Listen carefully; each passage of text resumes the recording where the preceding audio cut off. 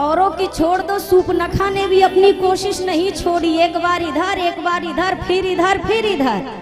और जब दोबारा इधर पहुंची ना, लखनलाल ने दूसरी बार कहा, अरे दुष्टे, तुझसे वो विवाह करेगा जिसने अपनी मान मर्यादा को तिनके के समान त्याग दिया हो। अरे बाप रे, इतना भारी अपमान।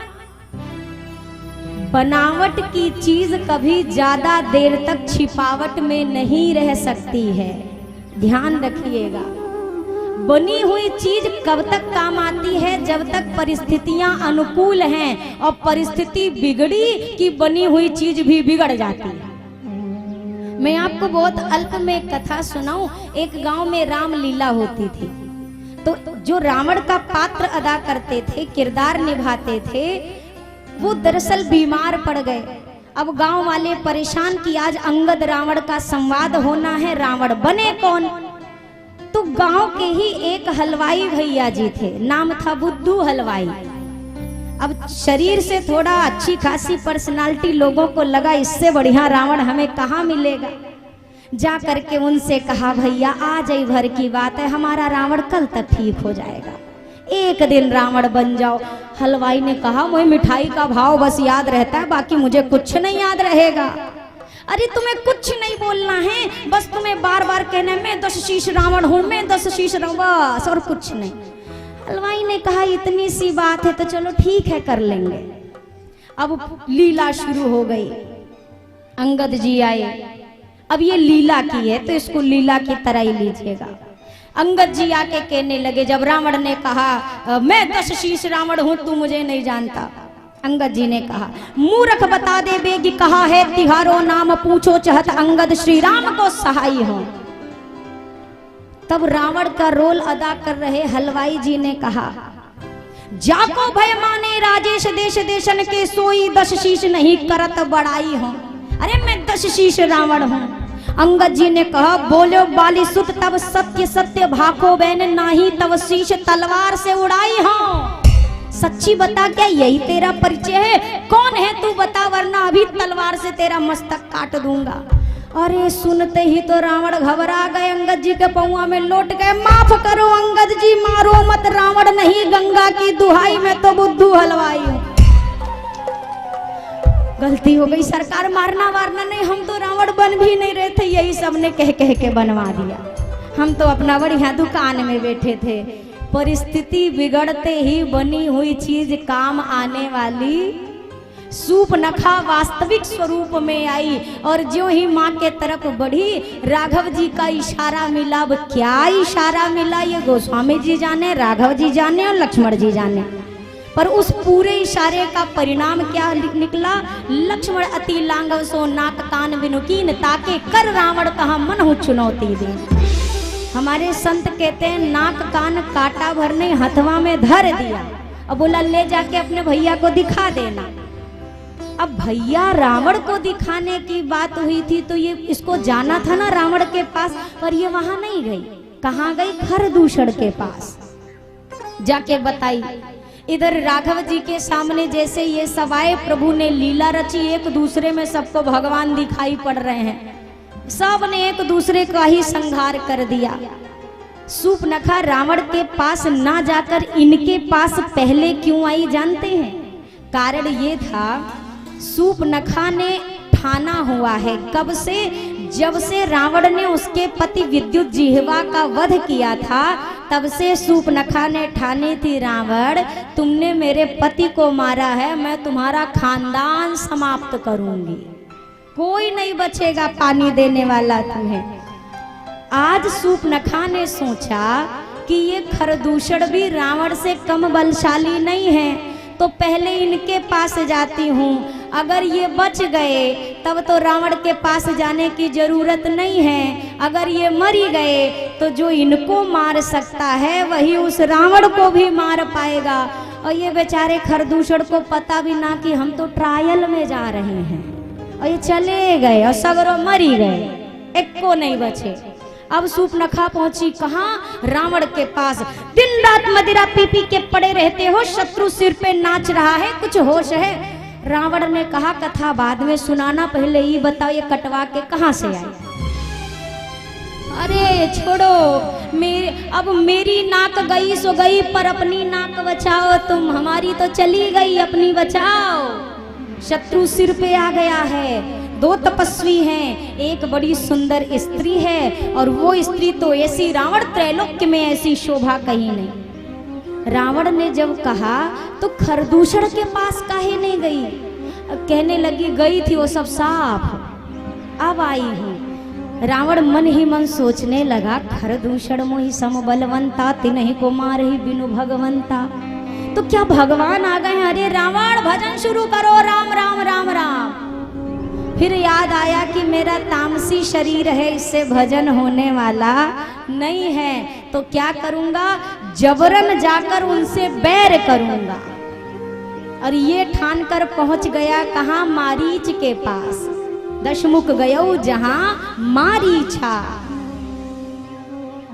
मारीच के पास पहुंचा। रावण ने कहा सुनो, मदद करो। किस काम के लिए? वो दो तपस्वी आए हैं, एक का नाम राम है, एक का लक्ष्मण है, साथ में सुंदर स्त्री है, सोने का मृग बनकर तुम पहुंच जाओ। मारीच ने कहा सुनो, अगर मैं वहां चला गया ना रावण, तो मैं मारा जाऊंगा। उनके बाण के प्रभाव को मैं जानता हूँ, बिना फर का बाण मारा था तो 7 योजन पार यहाँ आके गिरा हूँ। उनसे बैर नहीं लूंगा मैं तुरंत मृत्यु को प्राप्त होऊंगा। रावण ने कहा सुनो, जाओगे तो वो तो बाद में मारेंगे, अगर नहीं जाने का कहो, देखो हम अब्बा ही मारेंगे। उभय भांति देखे से निज मरना। दोनों प्रकार से जब मारीच ने देखा मेरा मरना तय है, तो मारीच ने सोचा इस दुष्ट के हाथ मरने से अच्छा मैं राघव जी के हाथ क्यों ना मरूं। मृग बनकर पहुंचा। अब दर्शन करिए, जिन राघव जी ने जयंत के पीछे एक कुश का धनुष बाण छोड़ा और वो बाण तीनों लोक में जयंत को घुमाया, क्या वो राम जी को ये एक मृग को मारने के लिए पीछे पीछे भागने की जरूरत थी?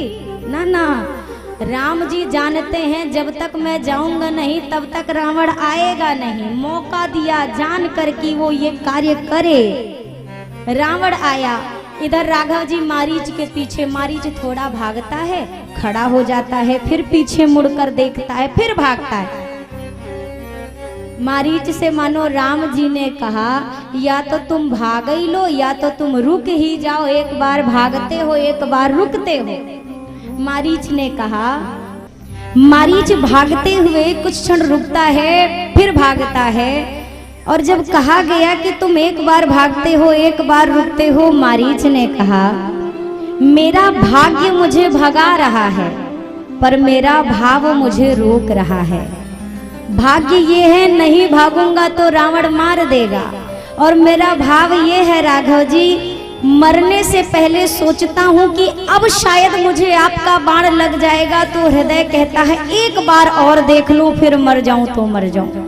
फिर मैं भागता हूँ, फिर पलटता हूँ कि एक बार और आप देख लो। रघुराज विलोक लियो जब ते निज देह न गेह समारन दे।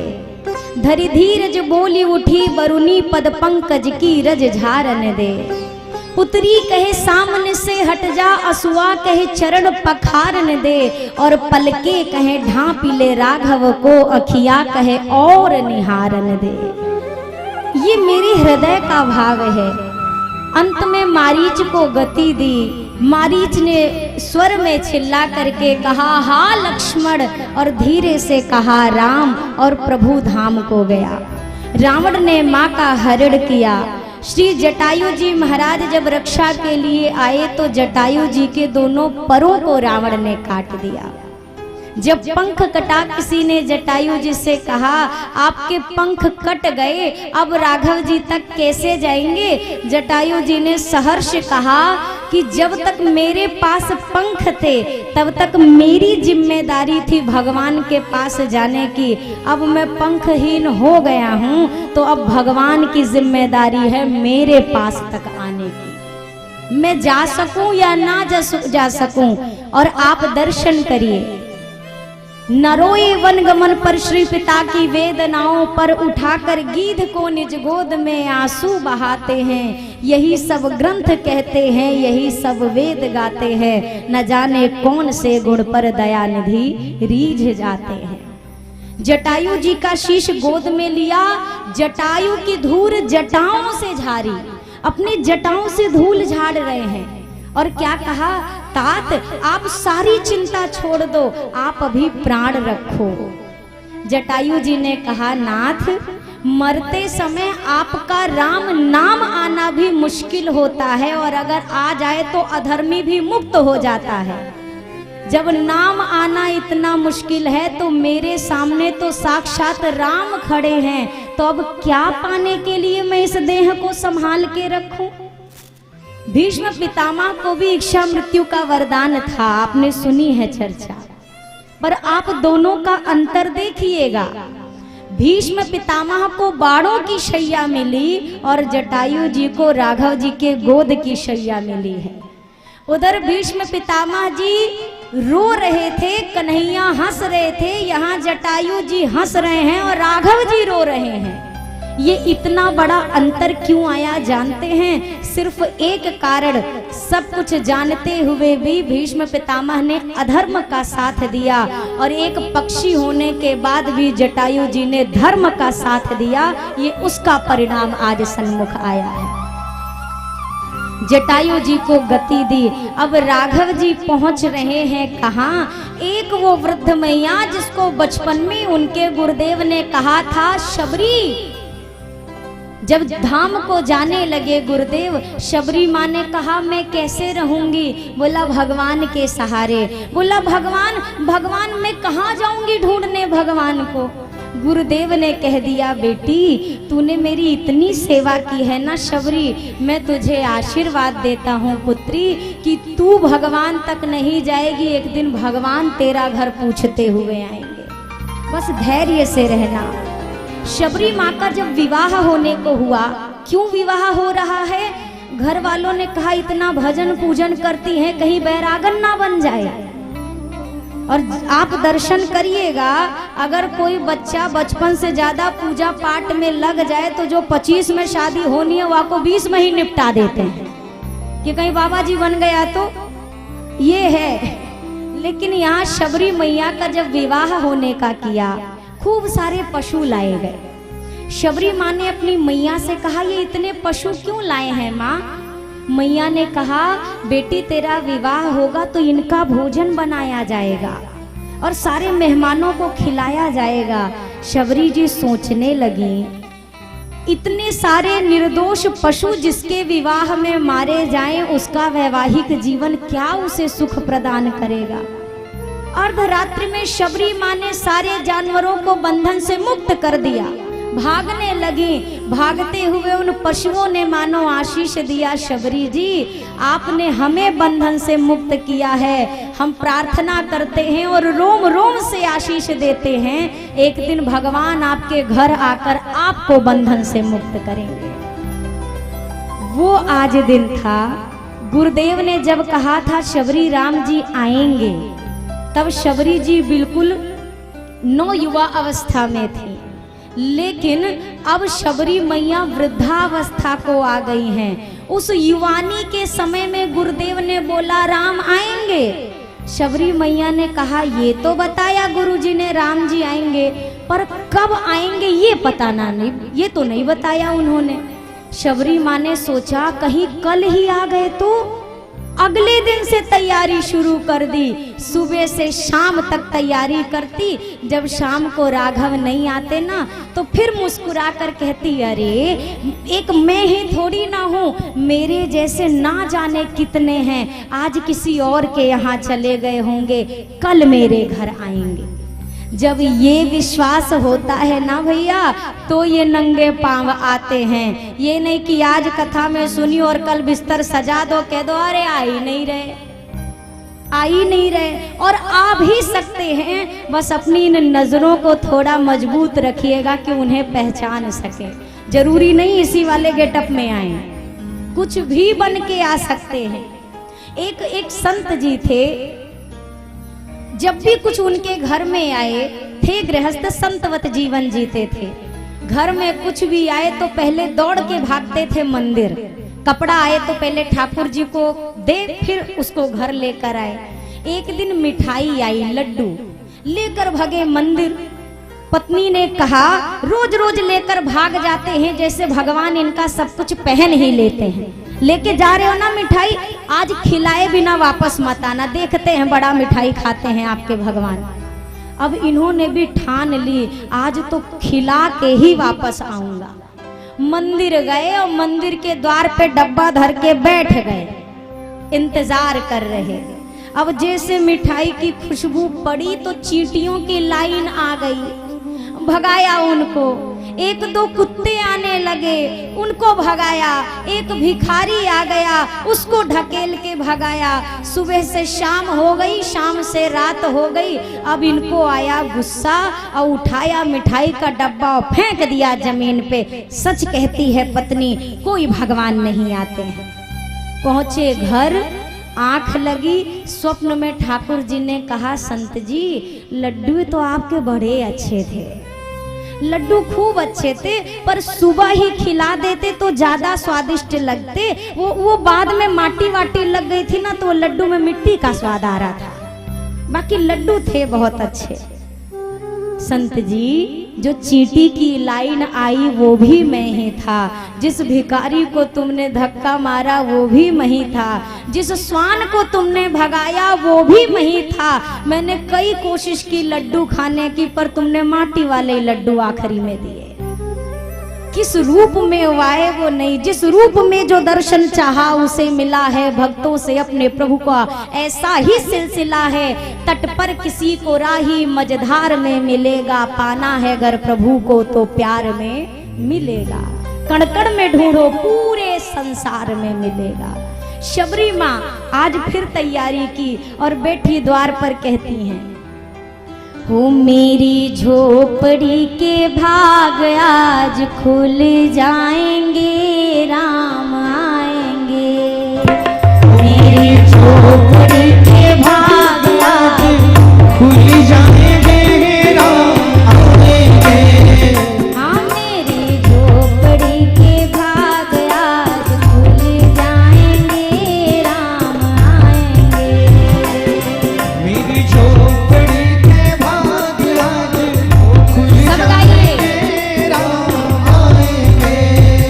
हो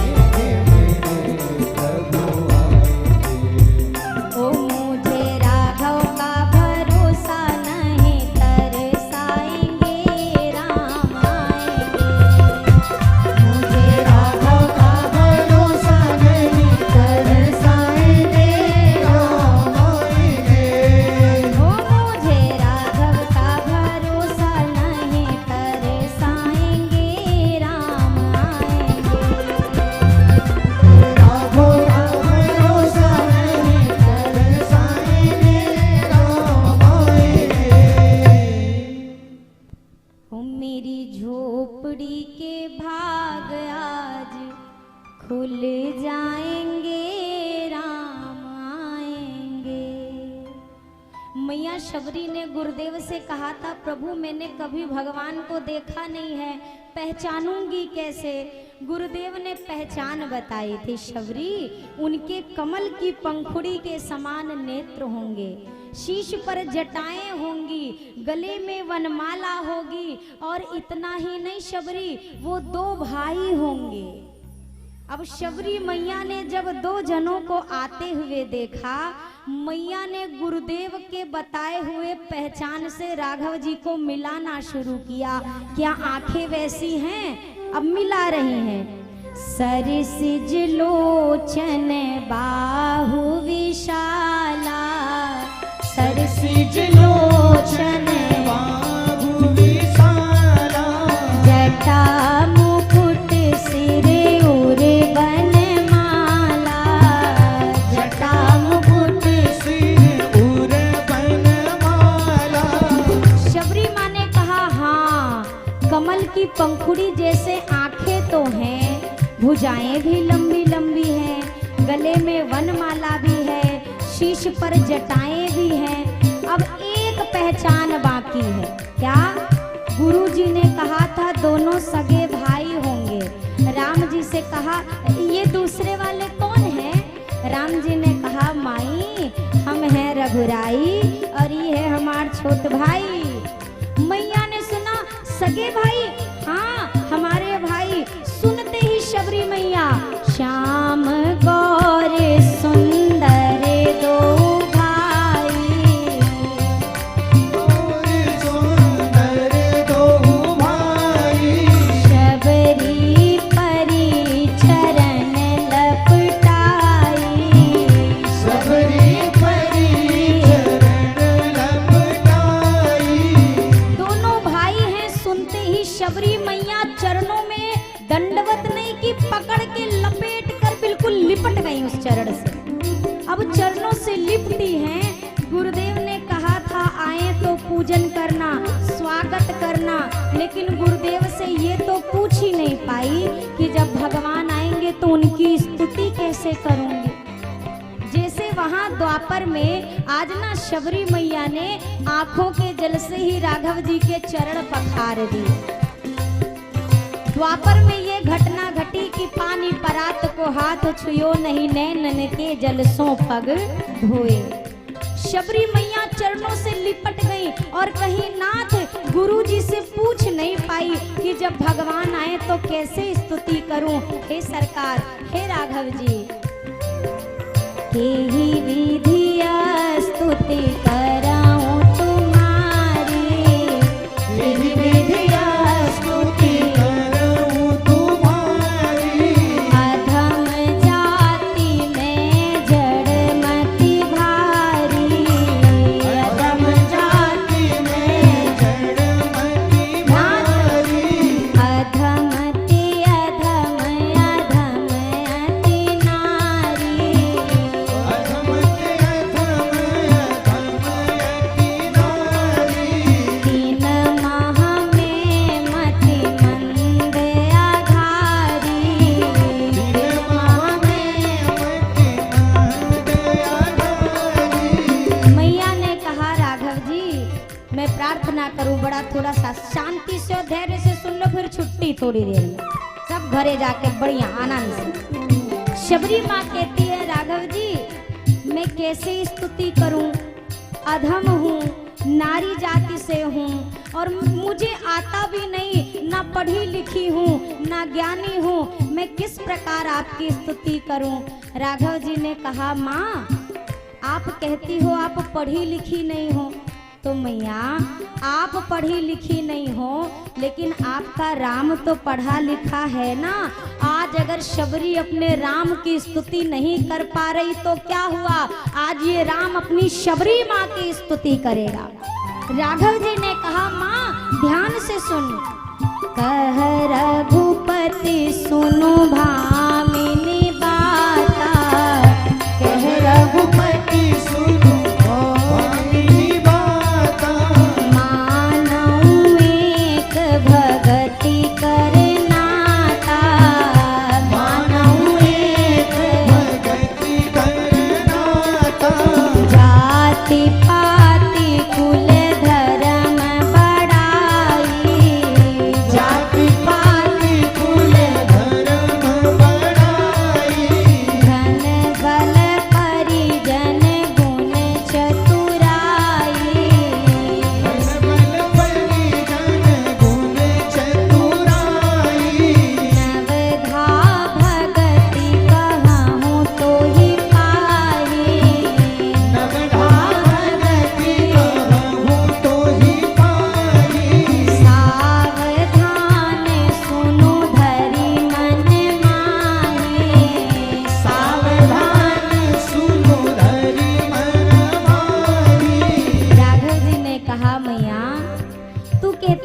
मुझे कुछ नहीं आता।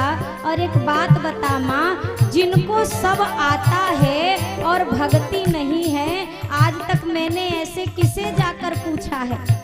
मैं ऐसा कौन था जिसका हो गया, जिसके पास भक्ति नहीं थी और सब था? अगर ये बात सत्य होती तो मैं दुर्योधन के यहाँ का 56 भोग पा लेता, मैं विदुर के घर नहीं जाता। अगर ऐसी बात होती तो मुझे सुदामा के तंदुल नहीं भाते।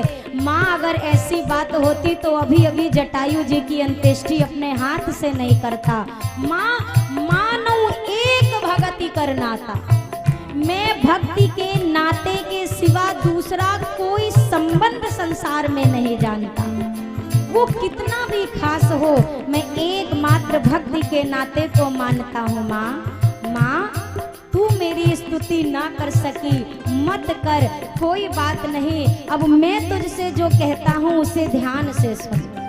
राघव जी ने कहा, माँ, मेरी 9 प्रकार की भक्तियाँ हैं। उन 9 प्रकार की भक्तियों की चर्चा तेरे सन्मुख करता हूँ। आप लोग भी बड़े धैर्य से जरा 9 प्रकार की भक्तियों को सुन के अपने मन में उतारने का प्रयास करिए, क्योंकि एक भी अगर हो गया ना तो फिर 8 तक भटकने की आवश्यकता ही नहीं है। राघव जी ने कहना शुरू किया, माँ, प्रथम भगति संतन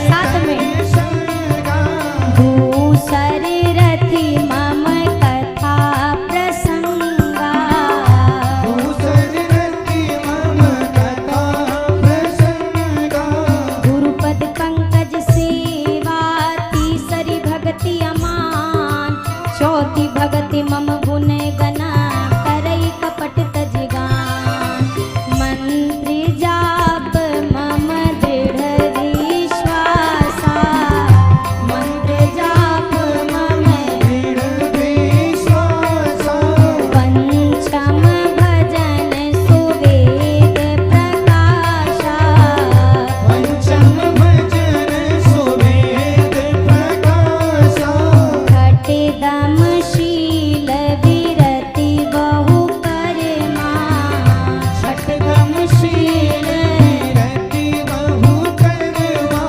निरत निरंतर सज्जन धर्मा, निरत निरंतर सज्जन धर्मा, सातम सम मोहिमय जग देखा, सातम सम मोहिमय जग देखा, मोते संत अधिक करि लेखा, मोते संत अधिक करि लेखा, आठम जथा लाभ संतोषा, आठम जथा लाभ संतोषा, सबने हूँ नहीं देखई पर दोषा, सपने नहीं देखई पर दोषा, नवम सरल सब सन छलहीना, नवम सरल सब सन छलहीना, मम भरोस हिय हर्ष न दीना, मम भरोस किया हर्ष न दीना, नौ महु एक हो जिनके होई, नौ महु एक हो जिनके होई, नारी पुरुष सचराचर कोई, नारी पुरुष सचराचर कोई, सोई अतिशय प्रिय भामिनी मोरे, सोई अतिशय प्रिय भामिनी मोरे, सकल प्रकार भगति दृढ़ तोरे, सकल प्रकार भगति दृढ़ तोरे। 9 प्रकार की भक्तियां बताई। प्रथम भक्ति संतन कर संगा, प्रथम भक्ति संतों का संग, दूसरी भक्ति जो हम आप कर रहे हैं, यानी कि प्रभु के सत्संग में रुचि, प्रेम। ठाकुर जी ने 8 भक्तियां बताई और 9वीं भक्ति क्या बताई? क्या बताई? बहुत सरल है जो 9वीं बताई, आप याद तो करो, एकदम सरल है। क्या है? सरल ही है। नवम सरल सब सन छल ही ना। सरलता जिसके अंदर आ जाए ना मैया, जो छल रहित होकर जीवन जीता है, वो मेरी 9वीं प्रकार की भक्ति करता है। अब सोचिए, सरल इतना सरल है, लिखने में भी सरल है, पढ़ने में भी सरल है, देखने में भी सरल है, पर बनने में बड़ा कठिन है। इसीलिए राघव जी ने सरलता को 9वें पायदान पर रखा। ये 8 चढ़ के जाओ तो 9वां है सरलता, और जो सरल हो गया ना, फिर कठिन से कठिन परमात्मा का भेद भी उसके लिए अति सरल हो जाता है। एक मैं हाथ जोड़कर प्रार्थना करूं। लोग कहते हैं माताओं को भक्ति का अधिकार नहीं है, माताएं श्री हनुमान चालीसा का पाठ ना करें, माताएं ये ना करें, वो ना करें। एक बात बताओ, आप राम जी से बड़े हो, हम आप क्या राघव जी से बड़े हैं? जो अधिकार मेरे राघव जी माताओं को दे रहे हैं, वो अधिकार हम छीनने पे आए हैं। और जो इस समय बड़ा एक डुगडुगी बज रहा है, मानस में ये लिखा, मानस में वो लिखा। अरे खाली पूरा ज्ञा के अंदर और का के बाद बिचवा में भी बहुत कुछ लिखा है। का और ज्ञा भर पढ़ लेंगे तो बीच का कुछ पल्ले नहीं पड़ेगा। नारी का जितना सम्मान मानस में है, आपको संसार में नहीं मिलेगा कहीं। गोस्वामी जी ने जो बात कही, लिखी, ये किसकी लिखी हुई है? ये जो अभी चौपाई पड़ी, राघव जी ने कही है। मैया शबरी ने क्या कहा? अधम जाति में जड़मति भारी, अधम ते अधम, अधम अति नारी। मैं कैसे भक्ति करूं? राम जी ने 9 प्रकार की भक्ति बताई और क्या कहा? नव महू एकहु जिन्हके होई, और जिनके के बाद पहला नंबर नारी, फिर पुरुष, फिर सचराचर कोई। पहला नंबर किसका आया? माताओं का। फिर कहा वो नारी हो, फिर कहा चाहे पुरुष हो, और फिर कहा कि चर अचर सा चराचर में कोई हो। एक चींटी भी हो जाए तो भी वो मुझे प्यारा होता है, मुझे कितना प्रिय लगता है। राम जी, अगर एक भक्ति भी हम ठाकुर जी की करें तो हम राम जी को कितने प्यारे लगेंगे जानते हैं? राघव जी ने कहा सोई अतिशय प्रिय। एक होता है प्रिय, एक होता है अति प्रिय, और तीसरा उच्च लेवल पे होता है अतिशय प्रिय। राम जी कहते हैं वो मुझे अतिशय प्रिय होता है। कितना प्रिय? जितनी प्रिय मेरे राघव जी को मेरी जानकी मैया है, क्योंकि ये जनक सुता जग जननी जानकी, अतिशय प्रिय करुणा निधान की। तो जितना प्रेम राघव जी मैया को करते हैं, उतना ही हमसे करेंगे अगर एक भक्ति आ जाए। तो राघव जी ने माँ को निज धाम दिया। माँ ने कहा था पंपा सरोवर आप जाइएगा। राघव जी पंपा सरोवर पहुँचे हैं।